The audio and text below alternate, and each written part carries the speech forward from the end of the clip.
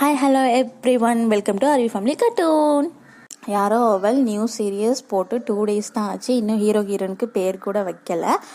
அதோட one line story நீங்கள் எதிர்பார்த்த மாதிரியே லவ் ஸ்டோரி தான். இந்த ஜோடி சார்பாக வீடியோ பார்க்குற அனைவருக்கும் ஹாப்பி வேலண்டைன்ஸ் டே.